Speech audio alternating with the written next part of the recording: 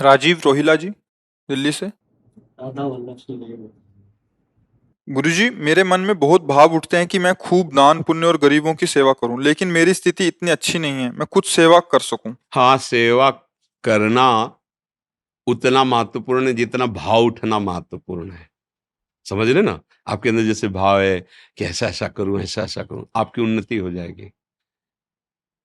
क्रियाएं, मान लो आपके पास 4 रोटी है, 4 पाते हो, तो 1 रोटी निकाल दो, 1 रोटी की भूख रखो। उसमें से चिड़िया, पंछी, गई गऊ किसी को भी दे दो। आए हुए भूखे अतिथि, किसी साधु महात्मा किसी को भी दे दो। आपकी वो 1 रोटी दूसरे के करोड़ों मन अन्नदान के बराबर नहीं होगी, क्योंकि आप उतनी सामर्थ्य वाले हैं और आपका भाव बहुत है। बस वो भाव काम कर जाएगा। समझ रहे हो? और अगर कहीं नाम वाम की प्राप्ति के लिए हो, जैसे आजकल लोग पंखा लगवाते हैं तो पंखुड़ी में जिला नंबर पूरा सब दे देते ना। एक पंखा लगाया और पूरा नाम और पूरा मतलब पूरा पता उसी में लिखा हुआ है।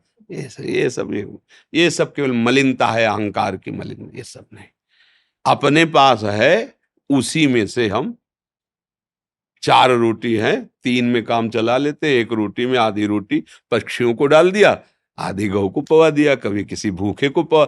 ज्यादा कोई ऐसा अवसर है तो आज हम उपवास कर लेते, 4 रोटी किसी को पवा देते। इससे बड़ा कोई दान नहीं। ध्यान रखना। एक बार एक मुदगल नाम के ऋषि थे, वो सीलोंच वृत्ति से जीते थे। सीलोंच कहते हैं, ये शास्त्रीय शब्द है। जैसे किसान अपनी फसल काट ले जाता है, फिर जो बालियां और दाने पड़े रहते हैं उसे सीला कहते हैं, सील। और बाजार में जहां अन्न बेचा जाता है वहां से सब उठ गया, अब जो दाने पड़े रहते हैं उसे उंच कहते हैं। सील और उंच, इन दोनों वृत्ति से वो अन्न इकट्ठा करते थे। तो बड़ी मेहनत के बाद मान लो 15 किलो लगभग हुआ, इससे ज्यादा नहीं, क्योंकि किसान तो सब अपना ले गया। अब जो एक बाली एक दाना ऐसे पड़ा खेतों में वो बिन लिया, बाजार उठ गई, जो दाना पड़ा है वो बिन लिया, और उसको भुनवा लेते थे और उसका बस सतुआ बना लेते थे और उसी से जीवन काटते थे। रात दिन भजन तपस्या और उसी को पाते थे। पर उनका ये नियम था, अगर उनके पास कोई आ गया तो भूखा नहीं जाने देते थे। अब एकांत जंगल में रहते थे, ऐसे कोई जल्दी आता ही नहीं था। एक बार उनकी परीक्षा के लिए ऐसा हुआ कि आगे एक ऋषि रूप में बैठे, सब सतुआ पा गए पूरा। उन्होंने एक बार भी नहीं रोका कि मेरा क्या होगा। स- और पानी पिया, मुंह पूछा, चल दिए। तो जो वहां सतुआ के कण गिरे थे ना, तो एक नेवला वहां से निकला, तो आधे शरीर पे सतुआ का कण लगा तो स्वर्ण का हो गया, तेजस्वी।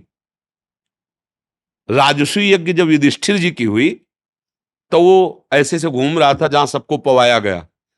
फिर भगवान श्री कृष्ण और अर्जुन युधिष्ठिर जहां बैठे थे वहां से निकला और कहा, ये मुदगल ऋषि की सतुआ यज्ञ से बढ़ के नहीं है, राजसूय यज्ञ हुआ। तो भगवान ने कहा, ऐसा क्यों तुम कहते हो? बोले, देखो सतुआ के कण लगे थे तो आधा में स्वर्ण का हो गया, यहाँ सब जगह घूम आया, हमारा एक बाल भी स्वर्ण का नहीं हुआ। तो हमारी बात समझ रहे ना? कितनी कठिन मेहनत से बीन बीन कर दाना वो एकत्रित करते, तो उनके द्वारा सतुआ यज्ञ की बराबरी भगवान जहां बैठे राजसूय यज्ञ नहीं हुई। हमें जरूरत नहीं कि हमारे पास धन आवे, हमें जरूरत है जितना हमारे पास है उसमें से अपने परिवार का पोषण करते, अगर 1 रोटी भी बाहर दे वो बहुत बड़ा दान। समझ रहे ना? आपका भाव होना चाहिए। संपत्ति खास बात नहीं है, खास बात भाव है। भाव है ना, तो भगवान आपकी हर सेवा स्वीकार कर रहे हैं।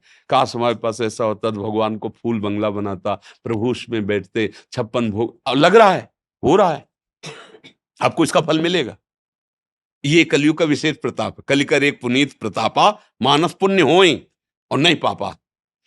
तो इसलिए धन की आकांक्षा तो मत करो, पर भाव जो है उसमें जो है उसको सुरक्षित रखो, ये आपको लाभ प्रदान करेगा। और ये मत रखो कि ये गरीब है, मुझे, मैं बड़ा हूं इसलिए दे रहा हूं। नहीं नहीं, मुझे भगवान इस रूप में आके सेवा का सौभाग्य दे रहे हैं, ऐसा भाव। और धनी है मान लो ऐसे, चल बांट दो इनको, तो पुण्य तो मिल गया, लेकिन जो उसका लाभ मिलना चाहिए वो नहीं मिलेगा। इसका लाभ सीधे भगवान प्रसन्न हो जाए, सबके हृदय में भगवान बैठे, ये तुमसे हो सकता है। सबके प्रति भगवत भाव, अवसर मिल जाए, मृदु वचन, जल और रोटी का टुकड़ा, ये तो कोई भी दे सकता है। सब अन्न खा के जीते हैं। आज हम उपवास करेंगे, आज का भोजन हम किसी को देंगे। मान लो हम गरीब हैं कि हम दोबारा अपने लिए भोजन तैयार नहीं कर सकते, इतनी सामर्थ्य नहीं, तो आज हम उपवास कर जाएंगे, मरेंगे नहीं। आज हम किसी संत को पवा देते, किसी भूखे को पवा देते, किसी पशु को दे देते।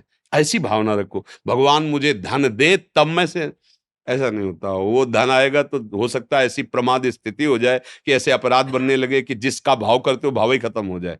इसलिए बहुत सावधान होकर के चलो, भगवान जिस परिस्थिति में रखें बहुत अच्छा है, और भाव बढ़ाते चले जाओ।